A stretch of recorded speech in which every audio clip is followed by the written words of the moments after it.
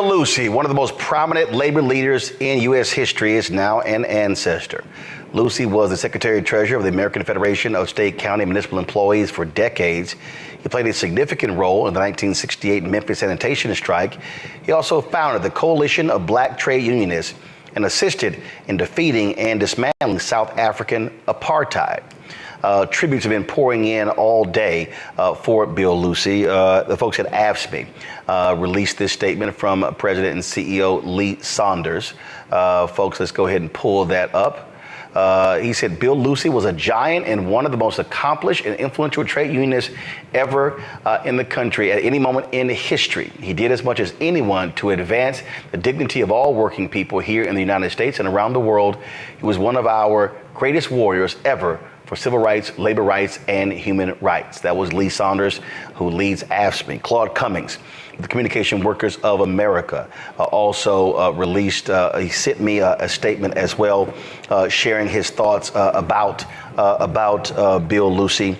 And he said that he was, of course, like many people, just stunned at his passing. He said in a text message that he sent me this morning when news came out, he said that I can truthfully say I probably would not be where I am today had it not been for Bill Lucy and CBTU. After attending my first CBTU convention in St. Louis, I became more engaged and enthusiastic about union work. I was shocked to see so many black people in a convention and amazed at how orderly and well run everything was. Bill was an amazing leader that cared more about the movement than he did about himself. His wisdom and counsel during these times will be missed.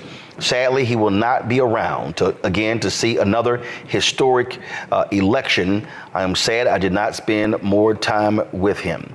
For folks to understand, when you look at the labor movement, it played a critical role in the civil rights movement, but it was also one that did not necessarily welcome African Americans. When you talk about the trade unions and others, and it was leaders like Bill Lucy who constantly were pushing and pressing to expand the opportunities.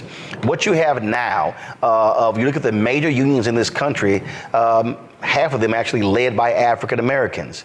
And there's no doubt, if it was not for the work of William Bill Lucy, you would not see African Americans leading AFSCME and CWA and SEIU and so many others. Joining us right now to talk about the life and legacy of Bill Lucy, folks, is someone who knew him well. We talked about the CBTU. They, of course, very much involved in the work in this country.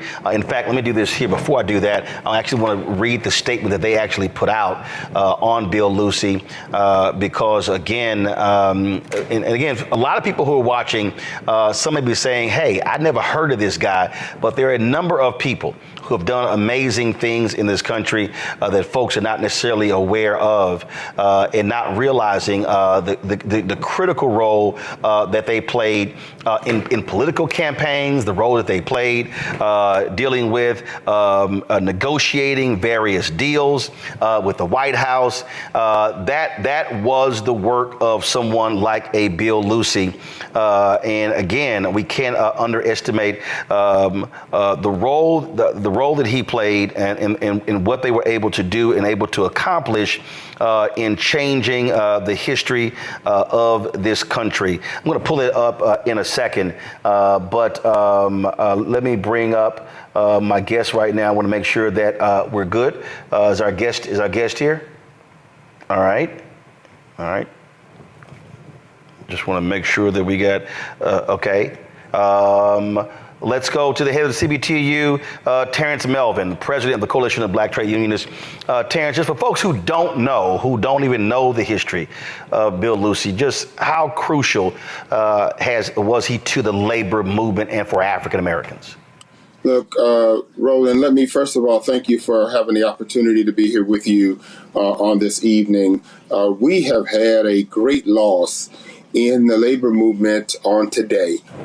We have lost the conscience of the labor movement. For over 7 decades, Bill Lucy has been the one that has been pushing the labor movement to do right by black people, to make sure doors are open for black people within the movement. He has been in the halls of Congress. He has been at the White House over the last 7 decades to make sure that the plight of our people, black people, was looked out for, not only just, Roland, in this country, but his issues were international in scope. He was the president of the Public Services International Union in 1994. He was elected to that position, which is the largest public employee federation in the world. Bill Lucy has stature not just here, but if it came to civil rights, he was at the front. If it came to workers' rights, he was at the front. If it came to rights for black folks, he was at the front leading the fight. And he wasn't just a leader to us. He was a servant leader.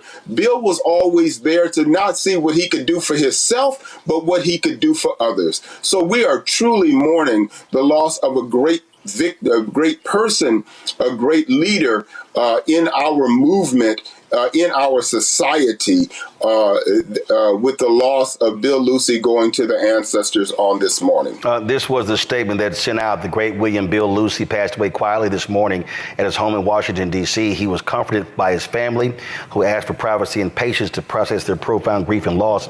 Bill, who was 2 months shy of his 91st birthday, had been battling a series of health challenges.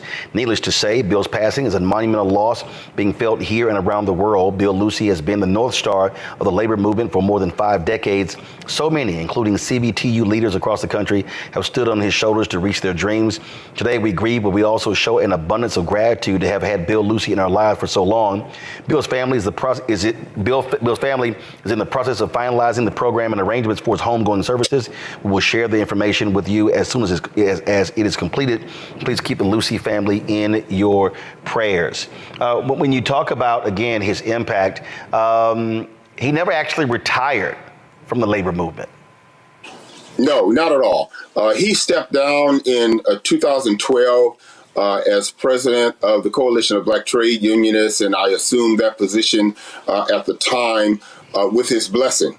And although he stepped back from that position, he remained a great counselor and a mentor to many of us. As you read from Claude Cummings to other black labor leaders in this movement, we realize, Lee Saunders, we realize that we would not be in the positions that we are in today if it was not for Bill Lucy. Quietly, many times, behind closed doors at many times, but knocking down doors and making ways for us, and not being quiet, but stepping up and doing what was just and what was right for all of us in the movement. So no, he never retired. And I want to let you, I was with him just last week, and he was talking about the importance last week of electing Kamala Harris as president of these United States, and telling me to put the call out to all of our CBTU members that we have to double down and do what we can to make sure we are successful in this election, because everything is on the line. Absolutely. And when you talk about the work, I had an opportunity to sit down with him in 2018 to talk about the 50th anniversary of the assassination of Reverend Dr. Martin Luther King Jr. And the role that he played there, standing with those workers in Memphis, with those sanitation workers.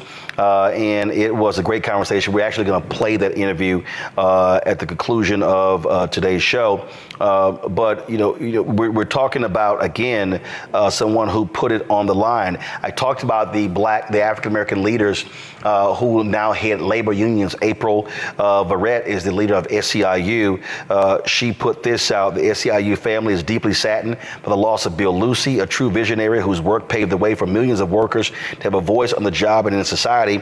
Our thoughts are with his family and our partners at AFSCME. Bill's legacy is alive in every fight we wage today. His understanding that worker power and and racial justice are inextricably linked guides our union's approach to the challenge of the 21st century workforce.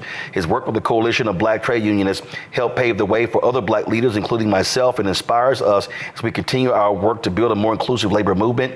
Bill Lucy's spirit will live on in every picket line, every contract negotiation, and every vote for worker power. May his unwavering commitment to justice inspire us all to work harder, dream bigger, and fight smarter for the working people of this country.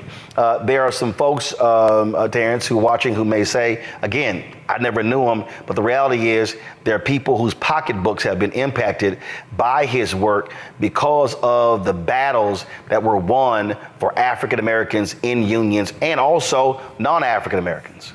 Absolutely, Roland. I mean, and that is the key, and that is what I said earlier. Bill wasn't about putting himself in front of a camera. He wasn't about lifting up Bill Lucy. He was about doing what was just and what was right for all people. Not just Black people, but all people that were struggling in this nation and across the globe.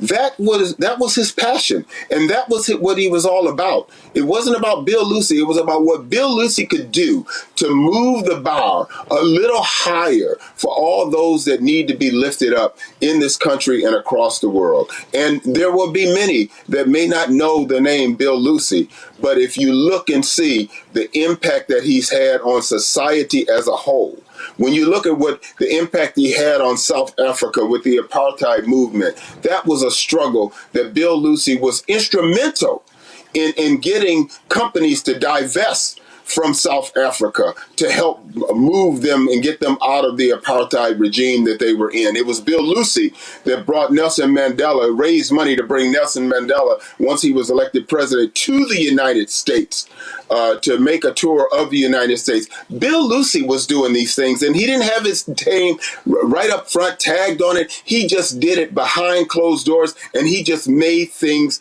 happen. So there's so many people in this country that will not or may not know the name Bill Lucy, but will not understand that there's things in their homes, in their lives that are truly impacted by Bill Lucy. The fact that Bill Lucy saw a senator in 2012 or 2007 in Illinois and said he can be the first Black president, and brought him to the CBTU convention and lifted him up, and was the first union organization to support Barack Obama, and did all he could behind the scenes to bring labor together to support Barack Obama and get him into the White House. Bill Lucy was behind that, and many people don't realize that. Well, it's doubly sad this year because earlier this year, we lost Reverend James Lawson, of course, who led the Nashville movement, and he worked hand in hand with Bill Lucy there in Memphis for those sanitation workers. And so, absolutely. And in fact, and also about a week or so ago, Reverend Lawson's widow passed away. So lots of history, lots of our elders who are becoming ancestors, and so we certainly thank them for their work. Reverend Terrence Belvin, we appreciate it. Thanks a lot. Thank you so much for having us here and lifting up Bill Lucy's work. I appreciate it. Thank you so very much. Rebecca, I want to go to you. Again, there are people who are watching and listening who are going, all right, Roland, I know I've heard a lot of Black people who've done stuff and never heard of this guy. But I think that's the point. And I bring up Reverend James Lawson for a reason. When I interviewed him, he said, my last memory of Martin was in the pulpit. He was talking about Mason Temple. That was April 3rd, 1968. He said Martin was in the pulpit and I was on the last pew in the church. He said Martin was where he was supposed to be. I was where I was supposed to be. And there are people like Reverend James Lawson, like William Bill Lucy. They didn't seek the cameras. They didn't want, their goal was not to become civil rights heroes or become civil rights celebrities. They were focused on the work. Unfortunately, I never had the opportunity to meet and work with Bill Lucy directly. But one thing that I will say is this, is that all of us have our lanes to run. and we have our race that we all get to do. All of us aren't a part of every part of the movement, but for those of us who are involved, we have to do our things, because we have to understand, even if the lights aren't there, even if the cameras aren't there, we still have immeasurable impact. And much of that impact we will never know.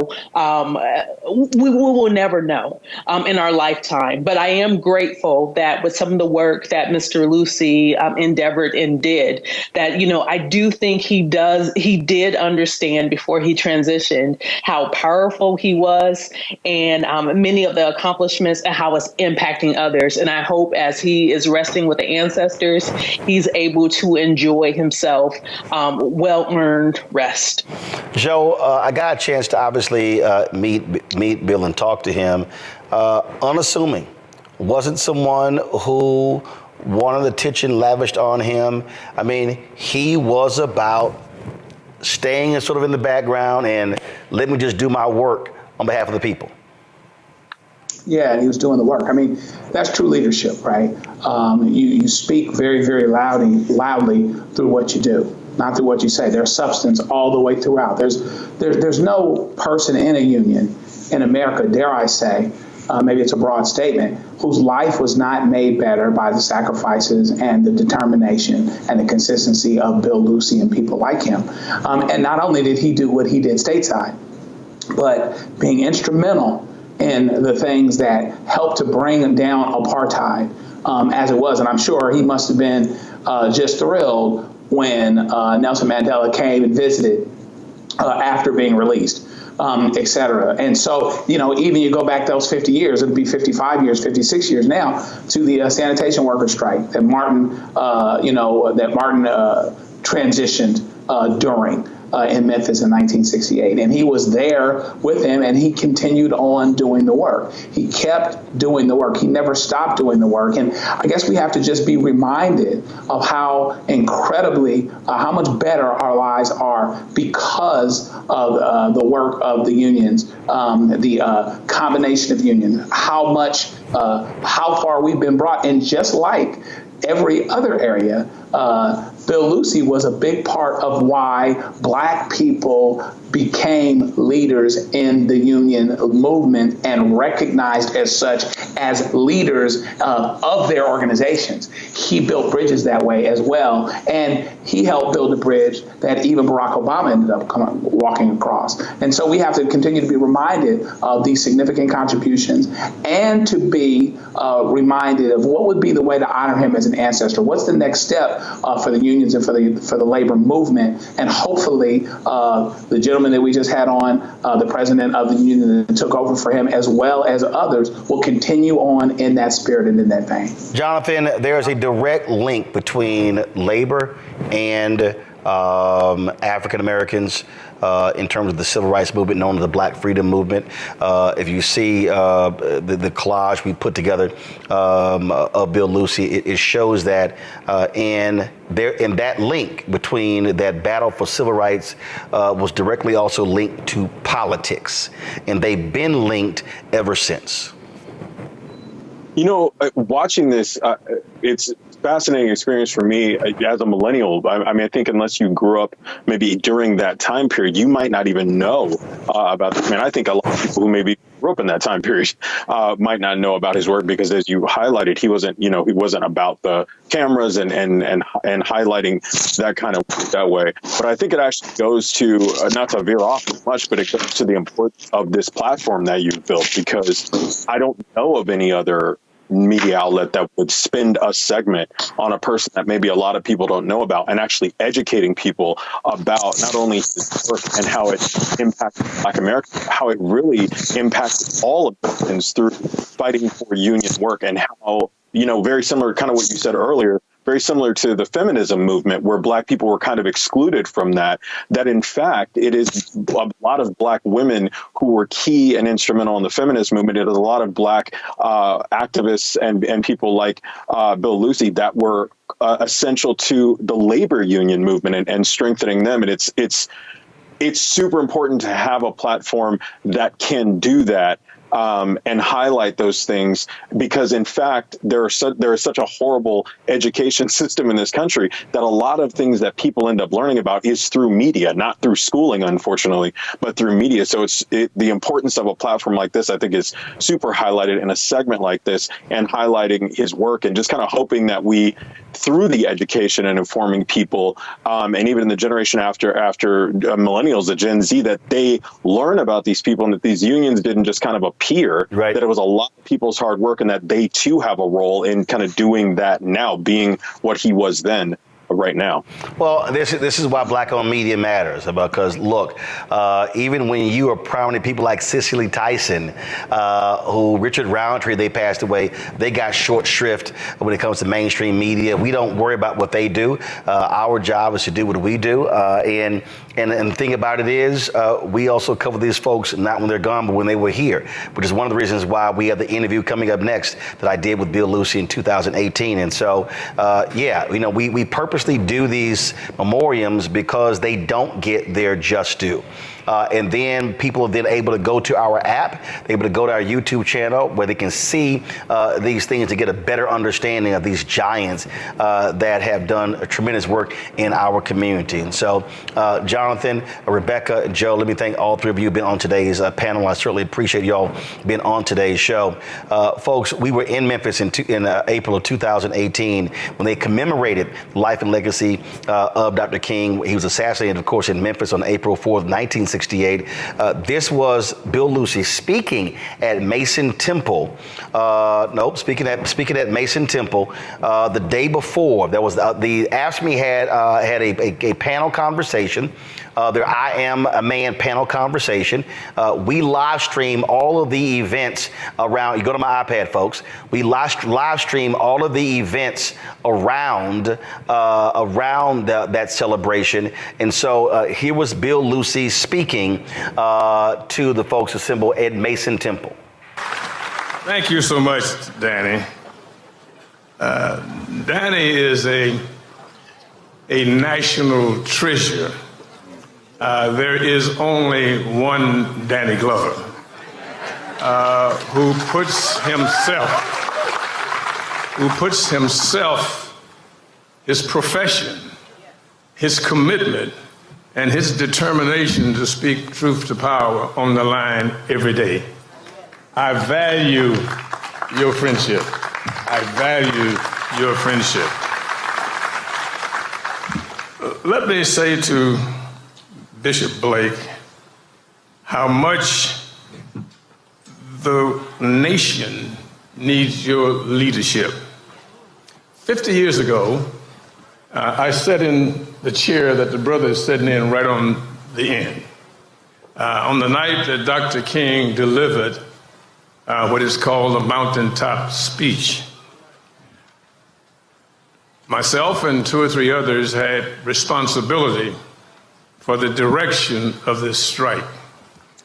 But I say to you today, that without Jim Lawson, we would still be on strike. And I want to acknowledge Jim and his leadership, not just of the Committee on the March for Equality, but on the entire community, in getting them to understand the difficulties that these men face. This community was then, and perhaps is now, like many others, where the level of education, income, and the value of what you do is not measured properly. I always use the example that someone born in Iowa with a strong right arm that can throw a baseball 100 miles an hour, it is accepted they will be a millionaire. And the system gives them all the support to become one. But these men who picked up the filth from the city of Memphis, Tennessee, was not valued in the same way. They were looked upon as failures and therefore relegated to the role of sanitation workers. Long about June or July, the value of a sanitation worker goes up substantially as the temperature goes with it. And this city and every other city needs what they do without question. So to Baxter Leach, who walked every day, to Elmore Nickelberry, who paid his dues behind a garbage truck, to Mr. James Riley, who came in from Chicago to be a part of this.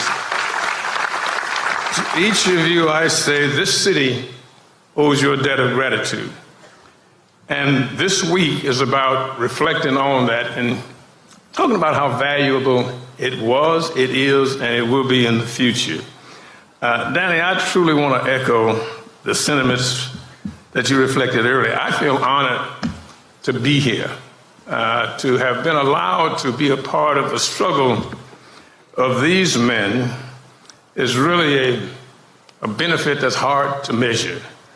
The sanitation strike, as Jim pointed out, of 1968, brought to light one of the central problems in this nation and one of the great contradictions of our founding documents and our system of government.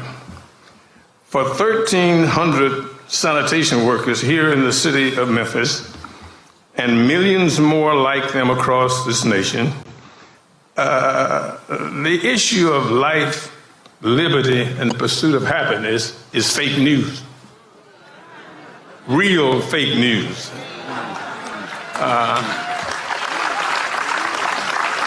This is the tragedy of 1968, and it's the tragedy of today, because millions of low-wage workers in every corner of this country get up in the morning, go to work every day, toil hard, and still have trouble getting out of poverty.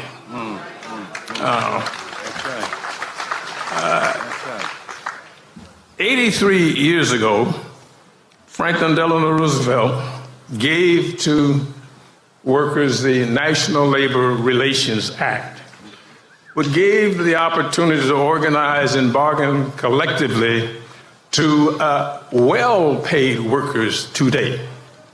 But to low-wage workers and public sector employees, they are almost specifically excluded from the benefits of bargaining collectively. We have men and women working 1, 2, and 3 jobs, just trying to keep the lights on. They seldom see each other and barely see the children because the system requires them to toil consistently every single day. We have to achieve for these workers the same benefits of well-paid workers in the public and the private sector.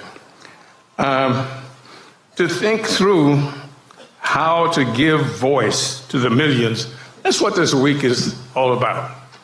To exchange ideas, to bounce ideas off of each other, is how we will come to what we must do in this environment.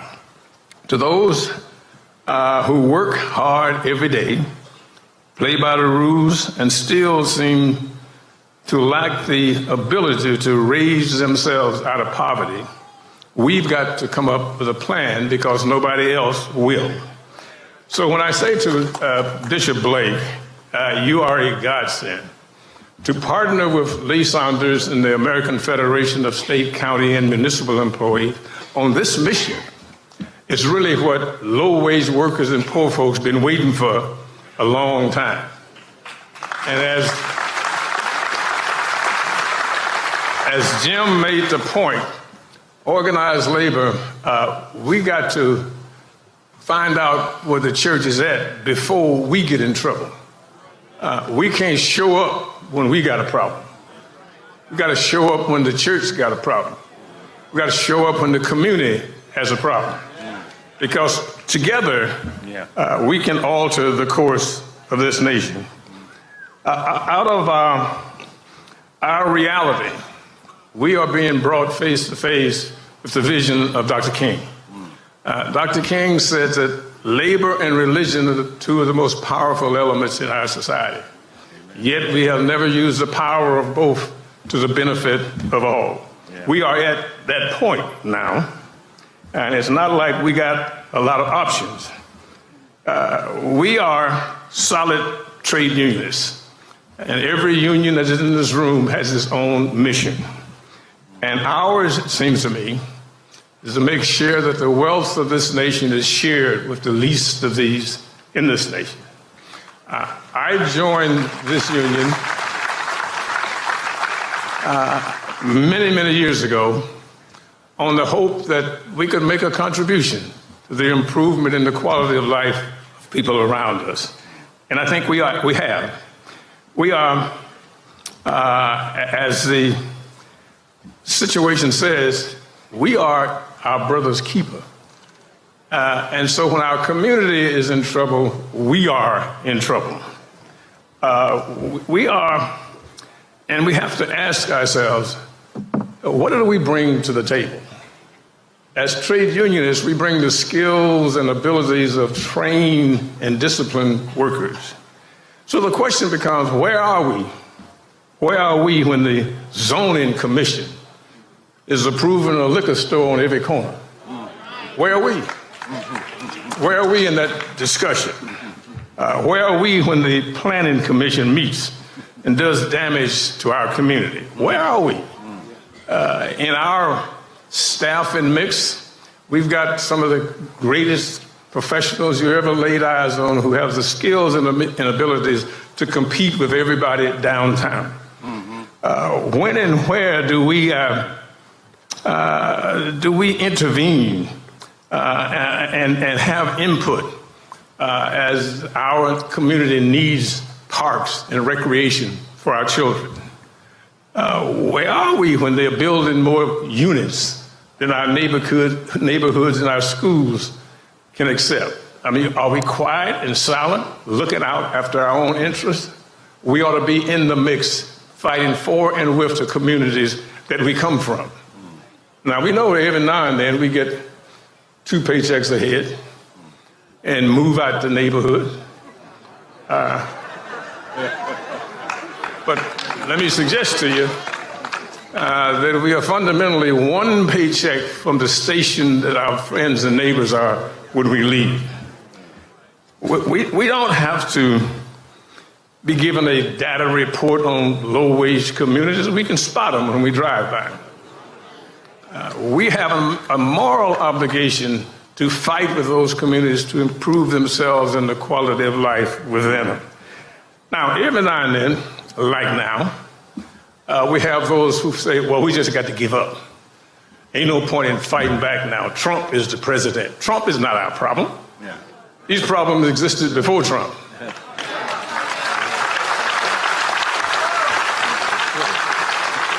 Trump is a symptom of the problem. There are those who say, well, everybody who voted for Trump is a racist. Yeah. I don't believe that. No, I don't either.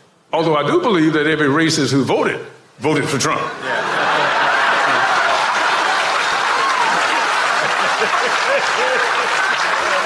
Amen. That's right. So we as a movement have a moral responsibility to raise these questions. Our growing role as trade unionists is to do what we do best.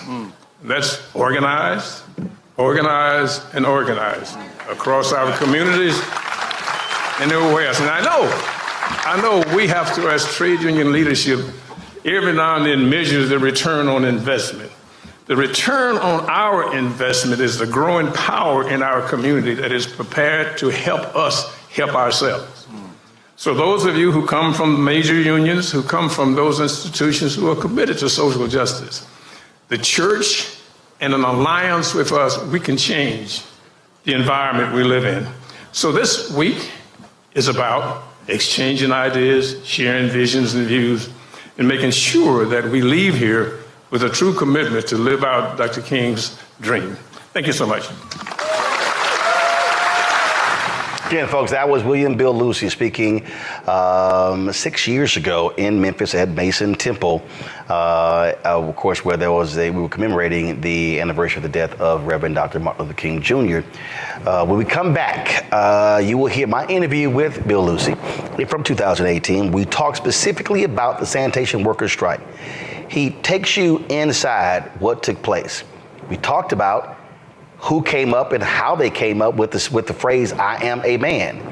He talks about Dr. King coming to Memphis and what that strike was all about. It is an interview you do not want to miss. If you want to understand history, understand the role that he played, you want to be sure to check that interview out. Folks, we're going to go to a break. We'll be right back for our tribute to William Bill Lucy right here on Roland Martin Unfiltered on the Black Star Network. He told us who he was. Should abortion be punished? There has to be some form of punishment. Then he showed us. For 54 years, they were trying to get Roe v. Wade terminated, and I did it, and I'm proud to have done it. Now Donald Trump wants to go further with plans to restrict birth control, ban abortion nationwide, even monitor women's pregnancies. We know who Donald Trump is. He'll take control. We'll pay the price. I'm Kamala Harris, and I approve this message. Bob and I both voted for Donald Trump. I voted for him twice. I won't vote for him again. January 6th was a wake-up call for me. Donald Trump divides people. We've already seen what he has to bring. He didn't do anything to help us. Kamala Harris, she cares about the American people. I think she's got the wherewithal to make a difference. I've never voted for a Democrat. Yes, we're both lifelong Republicans. The choice is very simple. I'm voting for Kamala. I am voting for Kamala Harris. In 2016, Donald Trump said he would choose only the best people to work in his White House. Now those people have a warning for America. Trump is not fit to be president again. Here's his vice president.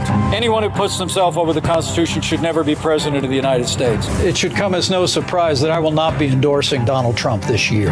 His defense secretary. Do you think Trump can be trusted with the nation's secrets ever again? No. I mean, it's just irresponsible action that places our service members at risk, places our nation's security at risk. His national security advisor. Donald Trump will cause a lot of damage. The only thing he cares about is Donald Trump. And the nation's highest ranking military officer. We don't take an oath to a king or a queen or to a tyrant or a dictator. And we don't take an oath to a wannabe dictator. Take it from the people who knew him best. Donald Trump is a danger to our troops and our democracy. We can't let him lead our country again. I'm Kamala Harris, and I approve this message. IVF is a miracle for us because it allowed us to have our family. After having my daughter, I wanted more children, but my embryo transfer was canceled 8 days before the procedure. Donald Trump overturning Roe v. Wade stopped us from growing the family that we wanted. I don't want politicians telling me how or when I can have a baby. We need a president that will protect our rights, and that's Kamala Harris. I'm Kamala Harris, and I approve this message.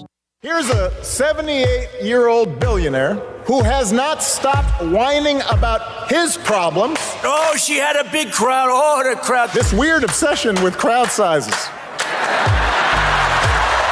just goes on and on and on.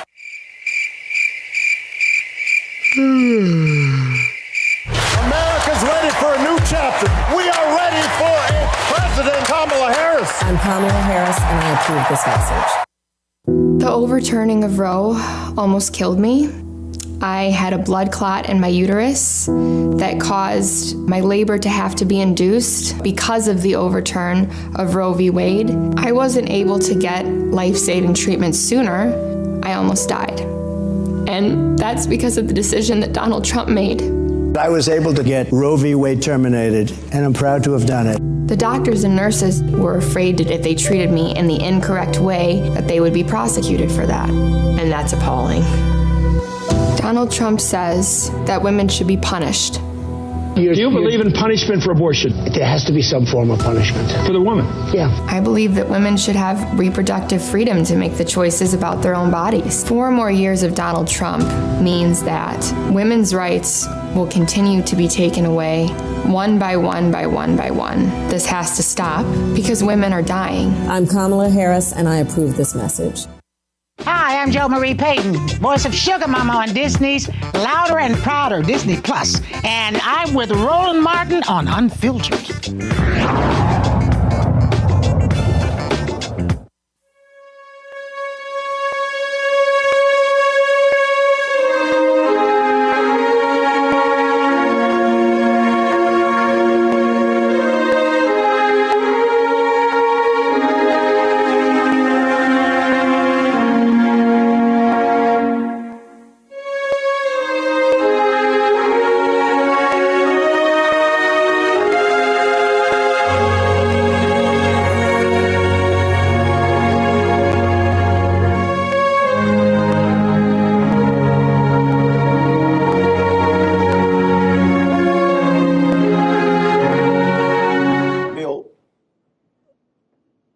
Being in here, being Memphis, the meetings, the conversations, all of these things, what does it bring you back to? Well, it brings me back, Roland, to a point in my life where I learned the value of men who worked hard, yet the system denied them an opportunity just to be men. And I look at the photographs on the wall and think back as to what these men risked just to be treated with respect and dignity. And for me, it made the argument that I was one of the lucky ones. Really sort of standing on their shoulders, having an opportunity to not only help them be better men, but helping workers in general understand what it meant to struggle for just the opportunity to raise a family, to be a breadwinner, and to be treated with respect and dignity for the work that you did. And that's an incredibly humbling experience. But it also provided me with an opportunity to be able to talk this message and take this message and this movement to other people in other places. Where were you in 68? Were you based here? Were you working elsewhere? How did you come to play a role in the sanitation workers strike and what was happening in Memphis? I was assigned here from Detroit, Michigan, the day of the strike. I arrived here the night of the 11th and was on the line with the men as they decided not to go to work the morning of the 12th. So from day one, I was here. The strike lasted 67 days. I had the highest parking bill for short-term parking in the history of the organization. I parked at the Detroit airport short-term because it looked like it was only be 2 or 3 days. I came back 67 days with a $500 short-term parking bill. So, this was for not just black workers, but the lowest paid of black workers, an incredible struggle that they decided to take. It was not something that the union decided for them. They had simply spent enough time working with a lack of respect that they felt themselves they were entitled to, and they decided what they were going to do. And in contrast to a lot of the glory statements, what they said was, we want two things. We want to build a union, and we want the workers to afford that union so it could do what we wanted it to do. And that was the story that underlined this whole struggle. And for myself and other staff people, we learned a valuable lesson from them. I cherish the time I had to work with these men and respect them as men, which was a part of their struggle.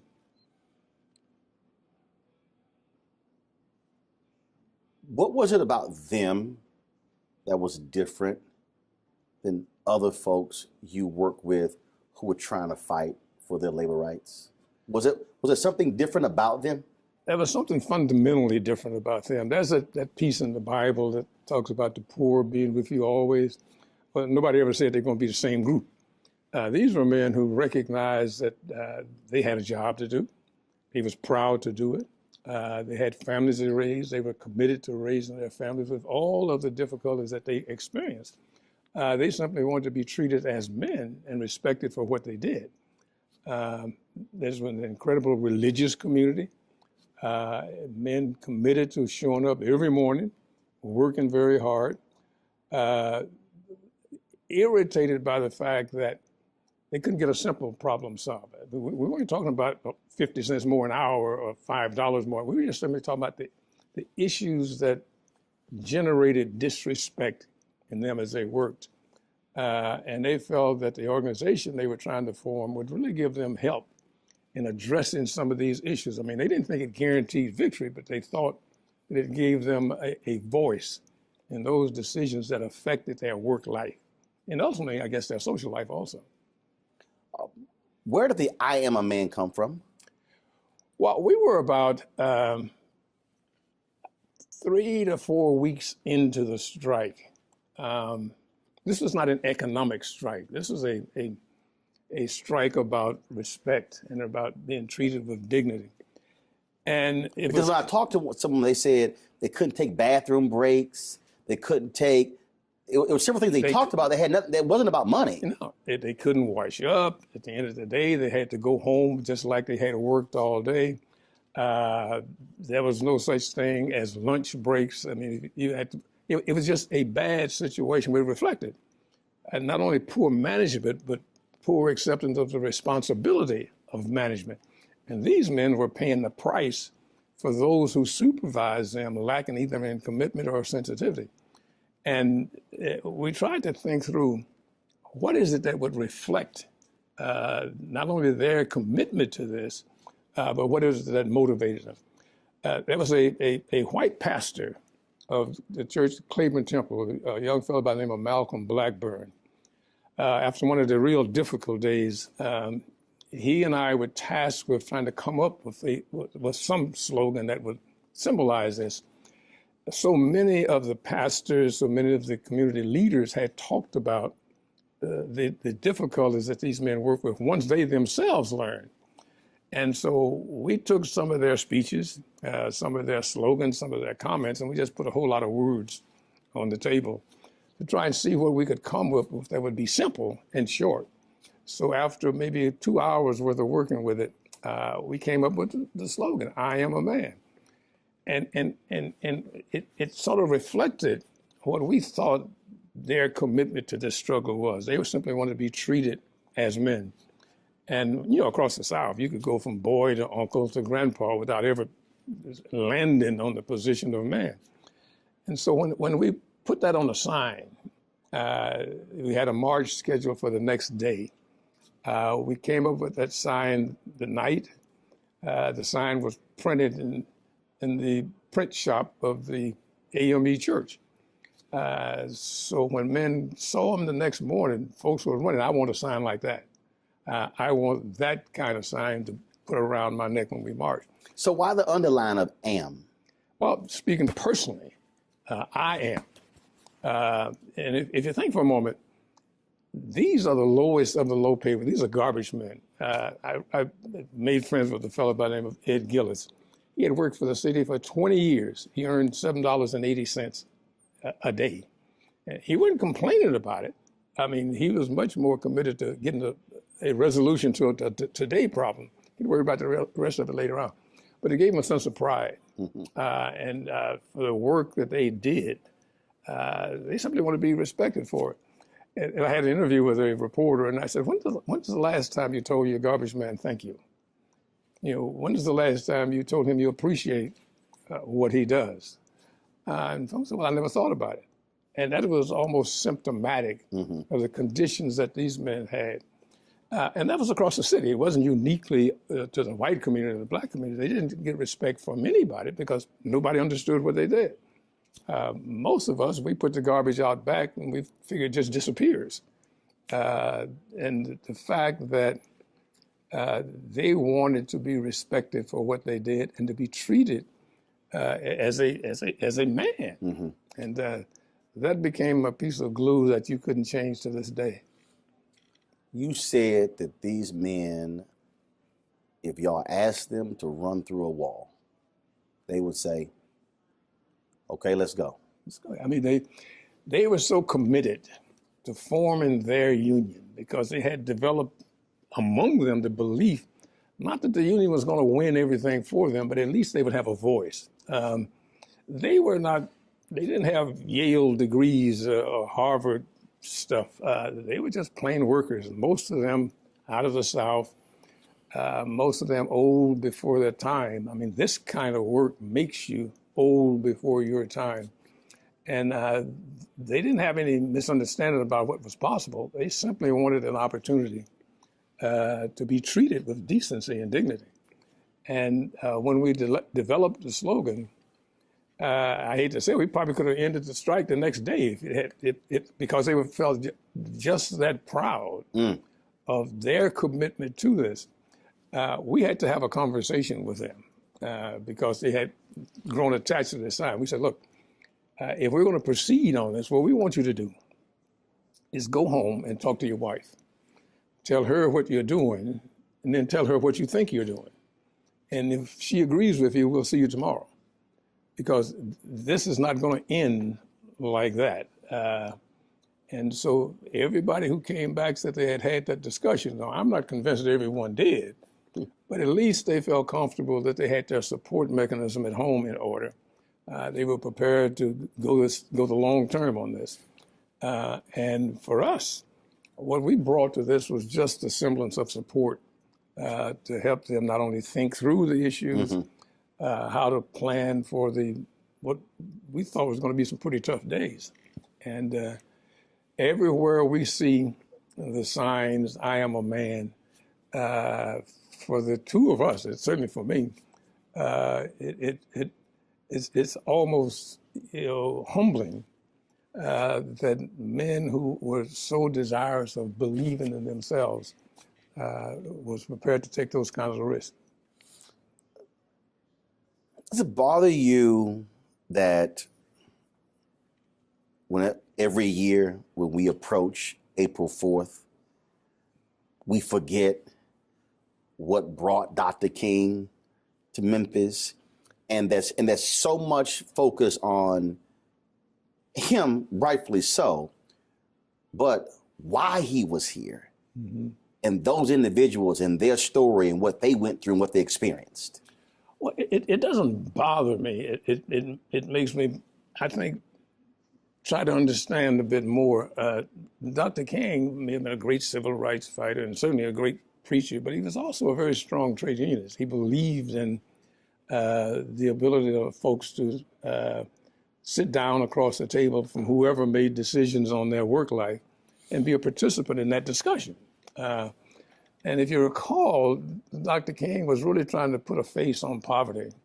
And here you had the perfect example of the working poor, people who worked every day, yet had no way of raising themselves beyond their situation or beyond their circumstance.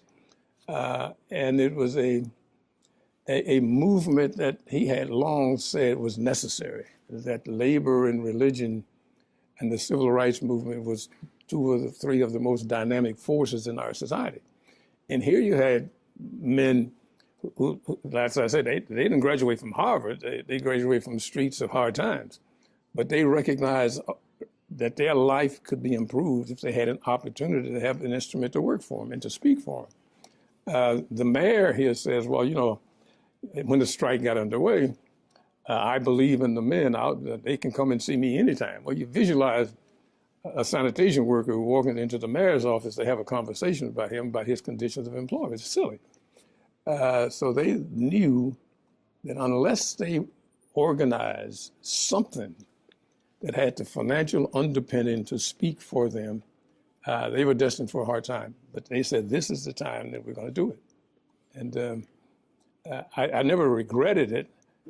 I can't help but wonder sometimes whether at least decisions that I helped them make or recommendations that I made to them could have been different. But Dr. King was committed to this work long before he came to Memphis. And the irony being that Memphis and the strike was in progress when Dr. King discovered what was taking place here. He was in Marks, Mississippi, I think, doing a rally on behalf of working poor there, and discovered Memphis. And his identification with it was important to the rest of the movement. But the two forces that he knew were strong came together in Memphis. I'm going to come back to him coming here, your conversations, your experiences, and certainly his assassination. But why? What was it? Why have you committed your life to the unions and to trade unionists and to the working man and woman? Well, in simple terms, Roland, I come to the conclusion there are two kinds of folks in our society. There's the powerful and there's the powerless. And you can generally tell which group you're in. When you analyze it, powerful people have things done for them. Powerless people have things done to them. And what's the difference? The difference is they're not the institutions, the mechanisms, the leverage in our community and among our workers to signal to the power brokers that these are people who need respect and looking out for. Across the South, the burden of the power structure keeping these institutions out of the hands of people who need them. And you can see it wherever you go. I mean, you can spot a low-wage neighborhood when you drive through it. Mm-hmm. And the reason it's low wage is because they have no way of gaining better wages, better benefits, social power, political power. And those are the things I think a trade union brings to workers in any setting that they work in. If you look at our nation as a whole or the world as a whole, those people who have access to political power, to social leverage, to better conditions, have trade unions. Roosevelt in 33, 34, whenever, he recognized the imbalance of power also and created the National Labor Relations Act, and people got the right to organize. But even in his wisdom, he left a lot of people out. And the fact that he left a lot of people out, we're paying for some of that today. Workers who have high skills, who have access to training and preparation, life may be difficult for them, but it's not impossible. For workers like sanitation workers who have no opportunity to organize, no opportunity to be represented, no opportunities or the skills to appear before a commission or a board and tell their story, they have nothing. And my commitment to trade unionism is because it doesn't do things for them, but it creates space where they can help themselves do things. And I think, for me, the satisfaction comes from helping workers like this use their latent power to change their conditions, or to help workers across South Africa recognize that you can alter history by coming together and applying basic principles that even powerful people use. That is, you can use your strength to alter your conditions. Prior to him coming to Memphis, had you known Dr. King, talked to him, met with him? Had met with him once, had talked with him once, and we were discussing the same thing we're discussing now. How do we change the condition of the working poor? You've got millions of people who work in hospitals. They get sick, they can't even get into bed that they make up. We had talked once about a program in Chicago where hundreds of thousands of hospital workers, primarily black and brown, worked in the hospitals, yet they had no way to alter their situation.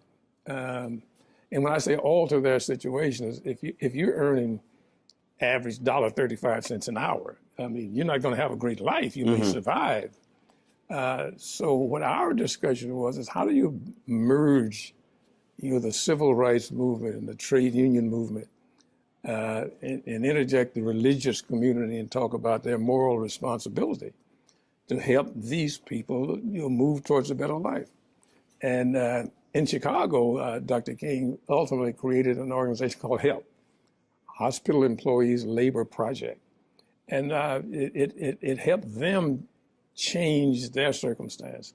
And we weren't reinventing the wheel. We were doing what workers years and years ago did, whether it's mine workers or machinists or what have you did, to alter that situation. Now, we were also not misled that the trade union movement is no utopia.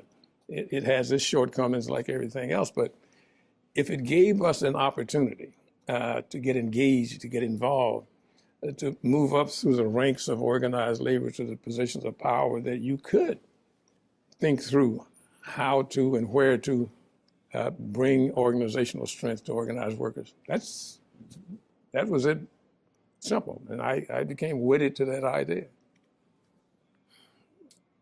So I talked to Reverend Jim Lawson, and he said that the group decided we need to reach out to Dr. King and bring him in. He said he was tasked with making that call. Right.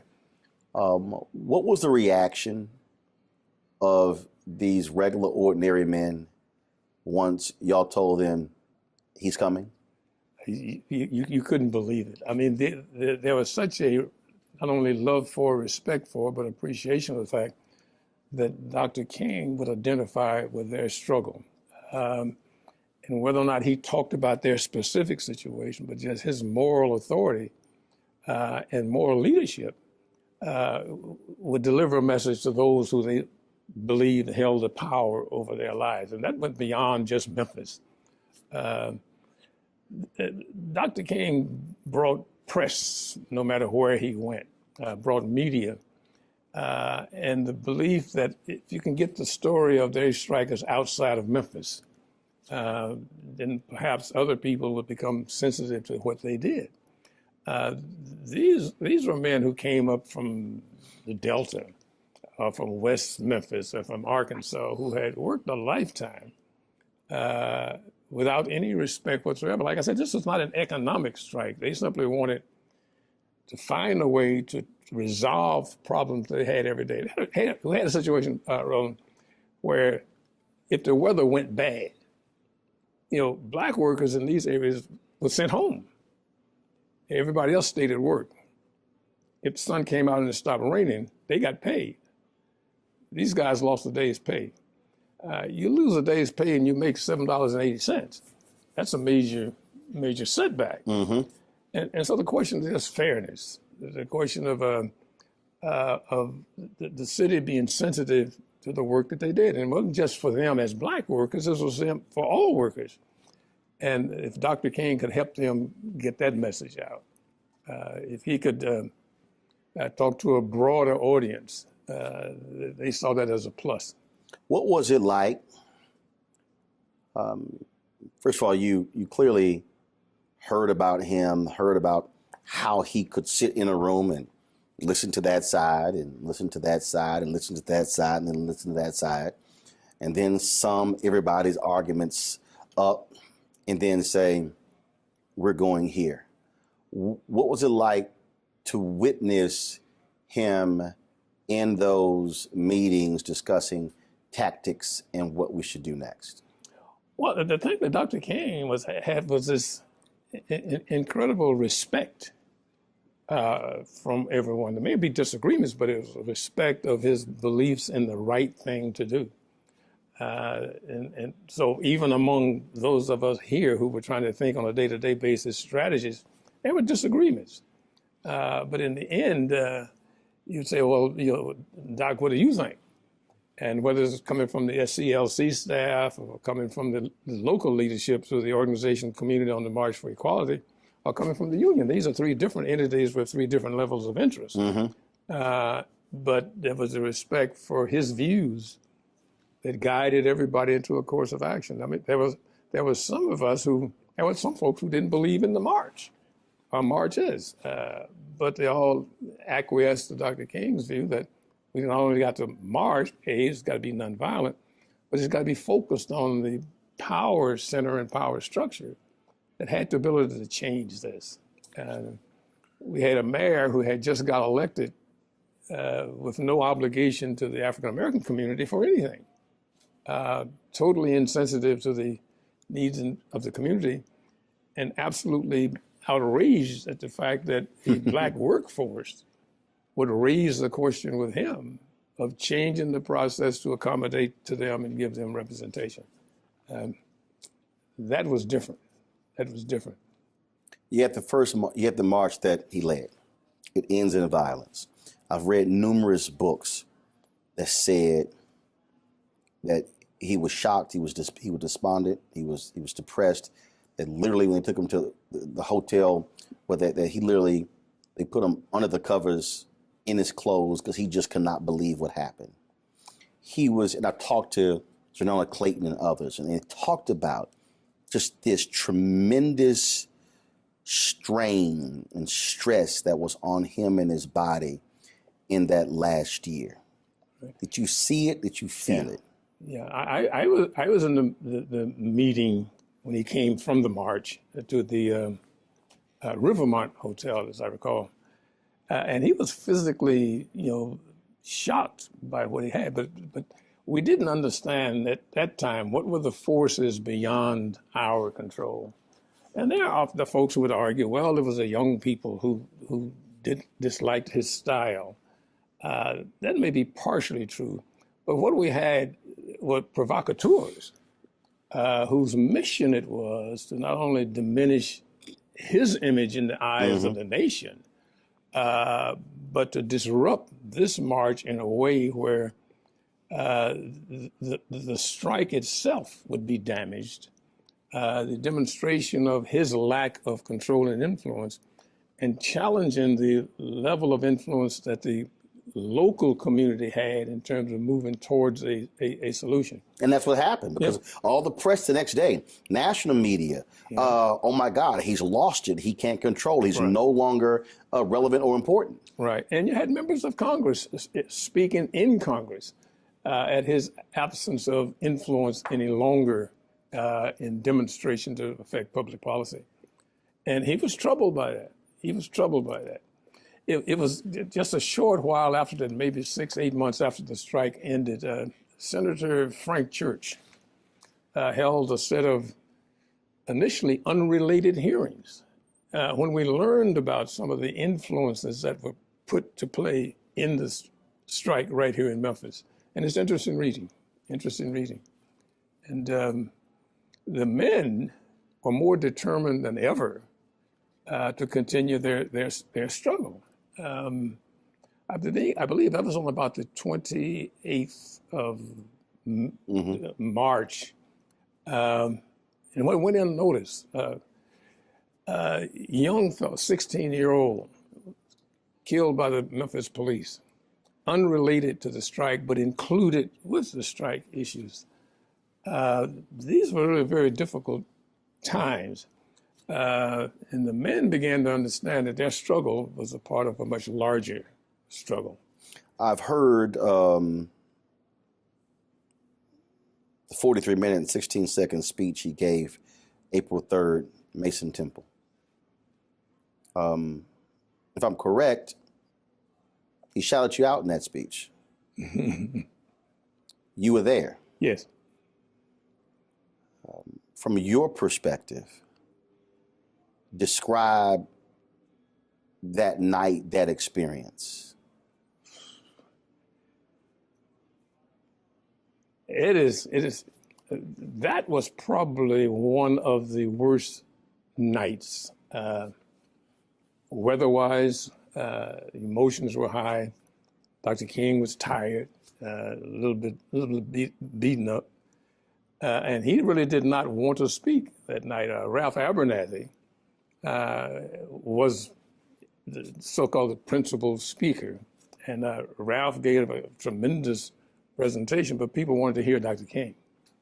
And they charged somebody with going and getting Dr. King. I think he was trying to rest, but he got up and came over. And he gave what has come to be known as the mountaintop speech. And you could tell, at least you could assess that he was tired. But he saw the crowd that night. He saw the recognized need for him to say something to these people. He must have had 18,000, 20,000 people. The church was at Mason Temple. And he summoned up all of his preaching skills and his analytical skills to talk about the conditions that were in front of us. And I mean, it was just an unbelievable night. And I personally, we will not forget it. It was one of the high points of listening to social and political rhetoric. It was just a tremendous presentation. And people went out of the church ready to march, on April 5th.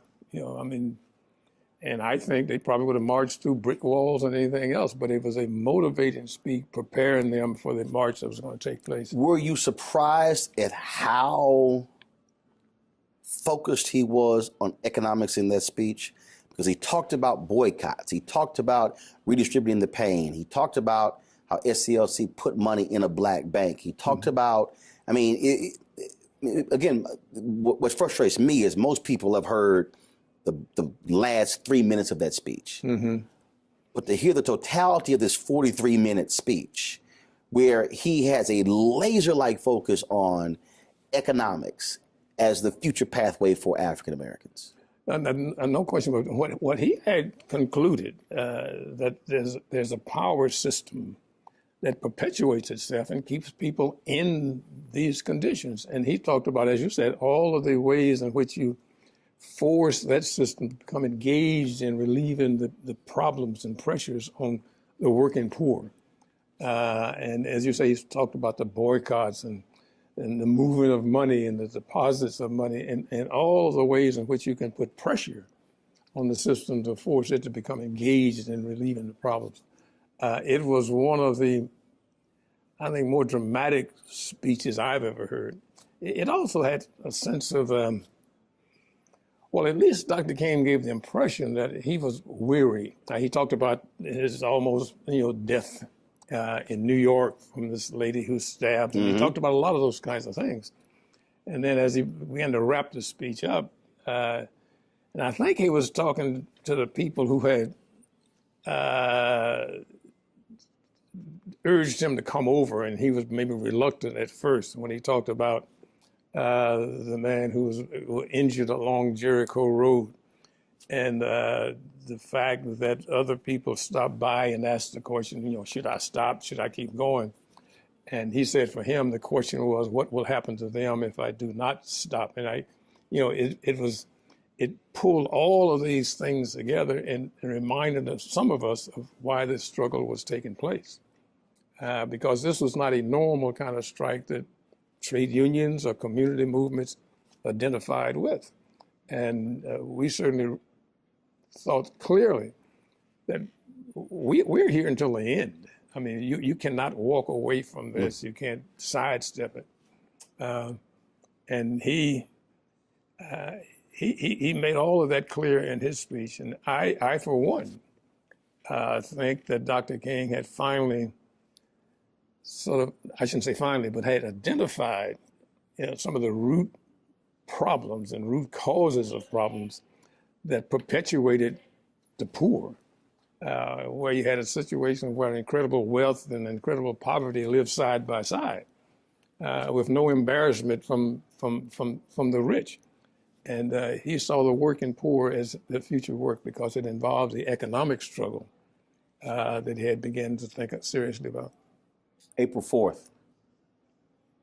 What were you doing that day? What was the day like? Oh, yeah. Every day was a day of mobilization. We would meet with the men to the degree if there was any progress. We'd report on what that was, or if there were any unusual things happening, fill them in on that. If there are any questions they had or decisions they need to make, to try and get that done. But everybody was mobilizing for the march. But you also had a court hearing that day, if I'm correct. Yeah, that was a series of injunctions. But SCLC took responsibility for dealing with the injunctions. Andrew Young and James Orange and some of the other fellows and their lawyers took responsibility for the court because the court had enjoined the march. Mm-hmm. It had not enjoined the mobilization and community action work that we were doing. So that day goes along. Go throughout the day, get to the evening. Where are you? I'm at the headquarters building of what was called then the minimum salary building of the AME Church, which is a building next door to where our mobilizing headquarters were, which was Cleveland Temple. in the evening, I lose track of the time, but the word came over the radio that Dr. King had been shot on the balcony at the Lorraine Motel. And among all the unbelievable things that you just refuse to accept, this was one of them. So you hear this on the radio. So a co-staffer and myself, we were like 5 minutes from the Lorraine Motel. We jump in the car and we come around here. And by the time we get here, police were already here, keeping people out as opposed to keeping people in. And this whole evening was just one that we had difficulty believing. Dr. King, as prominent a leader as he was, to be shot on the balcony made no sense to us at all. It was not like he was a stranger in town. He should have, and perhaps did have, as much security as you could have. But the evening ended with not only with the shooting, but with him being taken to the hospital. Our responsibility then was to make sure that nobody else was injured. I mean, the city obviously was just outraged, and our job was to make sure that the people, got home all right, didn't confront the police or anybody else with any activities that would cause there to be more harm. And then to reconvene a meeting of all the partners in this thing to talk about where do we go from here. You get word that he's died. Where are you and how do you react? Well, personally, it was an incredible level of sadness. It was not like you had a leader who preached violence. You had probably one of the most committed men to nonviolence, yet to be killed through a violent act. We were a little, we had to think through what this all meant. How and what do we do with the men the next day? How do we handle the notification across the country as to what was taking place in Memphis, and at least whatever advice we were going to give to other folks, how they should react. And clearly, the country was beginning to go up in smoke. The anger that was across their major urban areas was just incredible. I interviewed Reverend Jim Lawson, and he said the next day he went to work. He said, we literally did not have time to stop. And he said it wasn't until either July or August that the grief hit him. He said, but literally, he was completely in work mode. Well, I think that's typical of everybody, and certainly Jim, who was such a major part of this. We had 1,300 men, 1,300 families, who knows how many children that were a part of all this. We had a community by now that was totally mobilized in support of them. There needed to be direction given. There needed to be a conversation with the leaders. There needed to be addressing the young people, many of whom had become reluctant supporters of the strike, but they were supporters. We had to at least make sure that no one gave reason for added violence against any community members. And to try as best as we could to prepare for what ultimately became a major march on behalf of Dr. King himself. And we were getting deluged with calls from all over the country of people who really want to know, is it real, is it true, is it, et cetera. I distinctly remember a call from Byatt Rustin, who was on a radio show in Westchester County someplace, where people were equally upset.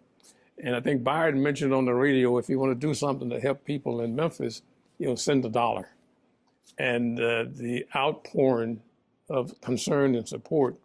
In a day or so, we felt down here where there was duffel bags, Army duffel bags filled with dollar bills that people were so impacted by this. But as Jim said, we didn't have time to stop. We almost went from his death mode to mobilizing for this major march that we got committed to. And I believe we had 40 or 45,000 people show up for that march. We had to deal with what was going to take place in Atlanta. And to their credit, the men, while they regretted and was suddenly upset by Dr. King's assassination, they remained committed to their goal. And they organized themselves. They made their own decisions about how they would respond on a city basis. I can remember we were real concerned about whether or not we wanted to take the marches back downtown. A minister here in town whose name may be lost in all the history, Reverend Henry Starks, who took just personal responsibility for organizing and mobilizing the march to dramatize to the business community and certainly to the city leadership that these men were committed to this. And I think we wanted to take a day off, but the men asked us, aren't we going back downtown? Aren't we going to march today? And for those of us who were staff, we had to really not only pick ourselves up, but to try and understand that, this was a tragedy that happened in the course of a major movement, and understand that Dr. King was certainly aware of the risk, but he is also committed to the movement. Just a couple more questions. We were out there today, the wreath laying ceremony, and you heard these men say that here they are 50 years later, still fighting for rights and respect. So many people, I think, go, well, March was successful, they got what they wanted, but the fact that they still have not been made whole. Right. That has to be angering to you. It is. Especially in a city that for the longest was black run. Black mayor, black city council. You're absolutely right, Roland.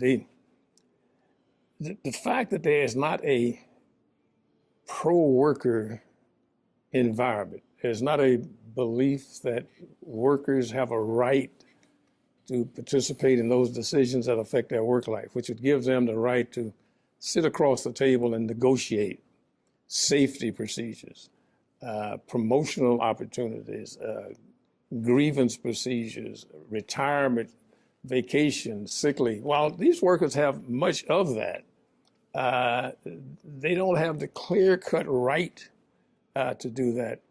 And even if they achieve it, one stroke of the pen can take it away or threaten its existence.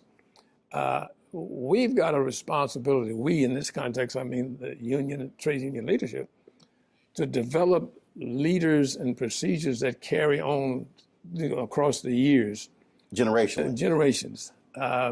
What these men did, and I really appreciate the action that President Obama took. He put them as a group into the Labor Hall of Fame because while many of them would never realize the benefits from the struggle, it laid the foundation for those who come after them to benefit. The proudest, well, I shouldn't assess for them, but I've been told by one of them the proudest moment they had was to have been told by President Obama that what they did was a part of the foundation for his being the president of the United States. And whether it's Memphis or Toledo or wherever, where men are denied the right to struggle for a better life, what you've got is a boiling pot ready to boil over. I mean, anyone should be entitled to the opportunity to speak for themselves or have someone speak for them. Yeah. I look across the room, I see a picture of the mayor of the time, as a city at that time, a fellow by the name of Henry Loeb, who just had no idea what the city was moving towards. And I would say the strike and the conditions to resolve the strike were met twice before the assassination, based on what the men were asking for and what the city, through the city attorney, was prepared to accept were met a half hour after we met in the mayor's office. The mayor assigned his city attorney and his deputy city attorney to get with us and just sit down and put something on paper. We put it on paper, it met our needs, met their needs, they gave it to the mayor and he went berserk. I won't sit with these people and discuss their situation. I am the mayor of Memphis, Tennessee. I'm prepared to take the shirt off my back and give to them. They never understood that what they'd like to do is buy their own shirt. So we settled a strike twice.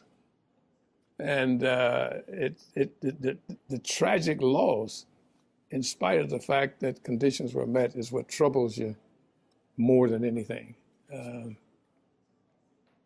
And young people who are now a part of the process should know the history of what these men did to change the situation here in Memphis, not just in the workforce, but to educate them around their responsibility to continue, not just to struggle on behalf of themselves, but for their community.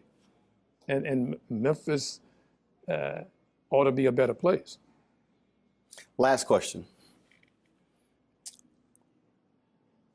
Next to last question. We're in a period where labor participation is at its lowest. For African Americans, there's tremendous benefit to being in unions.